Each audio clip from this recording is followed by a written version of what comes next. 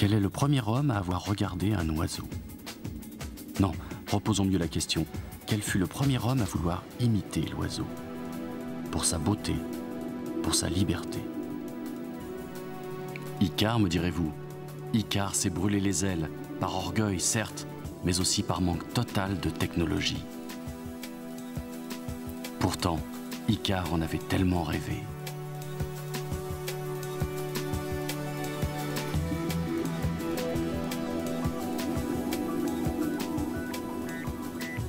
Ne l'oublions pas, ce n'est ni un besoin économique, ni un besoin vital qui a poussé les hommes à construire des machines volantes. C'est un rêve. Mais tout rêve a besoin d'ingénieurs pour se concrétiser.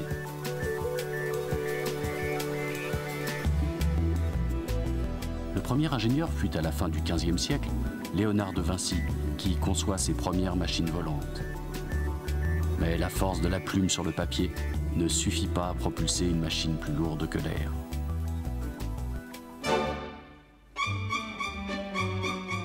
L'entrée dans le XXe siècle est marquée par les premiers bonds de Clément Ader, des frères Wright et de Santos Dumont, qui abandonne définitivement son cher ballon. En 1914, Henry Ford bouleverse la production industrielle. Pour la première fois, on fabrique à la chaîne un objet de grande consommation. De l'autre côté de l'Atlantique, la Grande Guerre déchire l'Europe. Sur leurs frêles montures de bois et de toile, les pilotes réinventent pour la dernière fois les tournois de chevaliers. Les états-majors, quant à eux, ont déjà compris toutes les potentialités de l'aviation.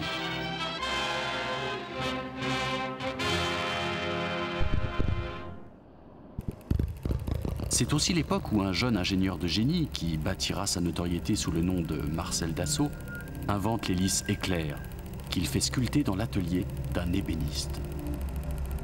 L'aéronautique est encore un monde d'ingénieurs artisans. Dans un ciel pacifié ou sous les vivas de la foule, les pionniers de l'aviation commerciale, Mermoz, Saint-Exupéry ou Lindbergh, n'oublient jamais ce qu'ils doivent aux ingénieurs et compagnons d'usine. 1939, le monde s'enflamme.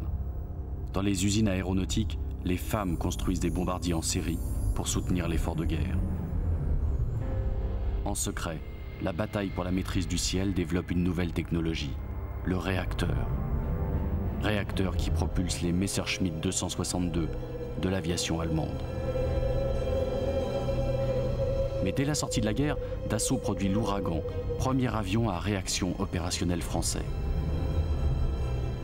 L'aviation civile est-elle encore hésitante pour l'emploi de cette nouvelle technologie? Le Lancaster anglais décolle encore au moteur à hélice avant de poursuivre sa croisière sur ses réacteurs.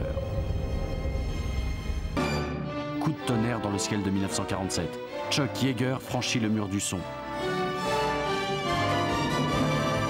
En France, l'ingénieur René Leduc dessine et teste ses prototypes. Mais en 1952, c'est le Mystère 2 de Dassault qui ouvre la voie à la construction en série d'avions supersoniques. Désormais, la technologie doit s'intéresser aux contraintes imposées sur les organismes. Et c'est aussi à coups de tests quasi supersoniques que se bâtit l'étoffe des héros.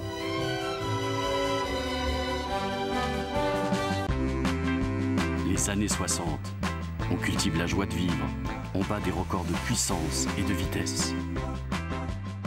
Les paquebots transatlantiques remplis de nostalgie croient-ils vraiment pouvoir rivaliser? Trop tard. Les jeunes femmes rêvent d'être hôtesses de l'air. Les jets commerciaux servent d'étendard au progrès et les hommes d'affaires commencent à signer leurs premiers contrats à bord des Mystère 20. Sécurité et fiabilité deviennent des valeurs cardinales. Les ingénieurs aéronautiques se font plongeurs pour valider sous pression la résistance des matériaux ou alpinistes pour tester les conditions les plus extrêmes.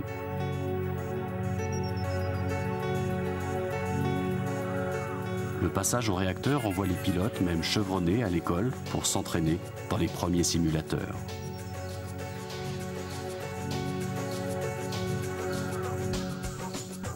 De gigantesques bureaux d'études conçoivent de nouveaux modèles. Mais les méthodes sont restées identiques à celles initiées par la révolution industrielle du XIXe siècle. La table à dessin, la feuille, le crayon. une seule modification et tout est à refaire.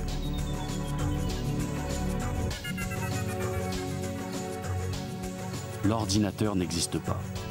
Pour valider les concepts, on torture les protos, on teste l'aérodynamique sur des maquettes en vol.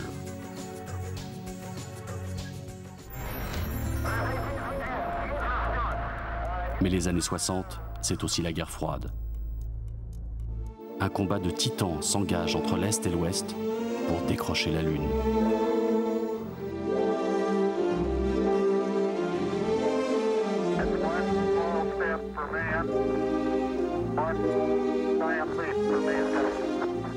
Dix ans de progrès effrénés dont le grand vainqueur est l'informatique.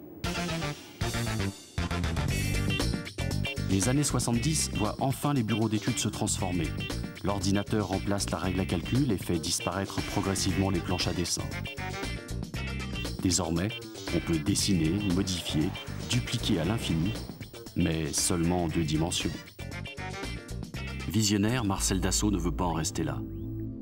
En 1981, Dassault crée son propre système de conception 3D. CATIA est né. L'industrie peut désormais se concevoir en 3 dimensions. Grâce à CATIA, on conçoit les pièces, on simule l'outil pour les fabriquer, on programme les machines. Véritable bond technologique qui, en quelques années, va dépasser les frontières de l'aéronautique.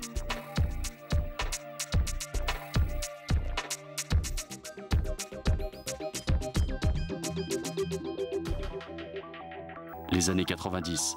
CATIA a grandi et peut simuler l'ensemble d'un avion. La maquette numérique est née, supprimant la maquette physique à échelle 1.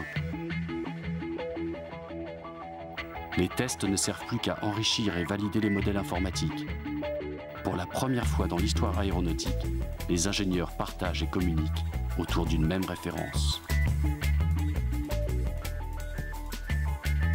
Déjà l'an 2000, l'aviation est une jeune centenaire qui regarde vers l'avenir. Né avec le programme 7X, le Product Life Cycle Management est plus qu'une nouvelle technologie, c'est une nouvelle philosophie. Connecté à une base de données unique, Dassault et ses partenaires à l'autre bout du monde partagent en temps réel la même vision du futur avion. De la conception à la maintenance, c'est toute la vie de l'avion qui se numérise et s'optimise dès le premier avion de série. Le 7X va vivre 30 ans. 30 ans d'anticipation.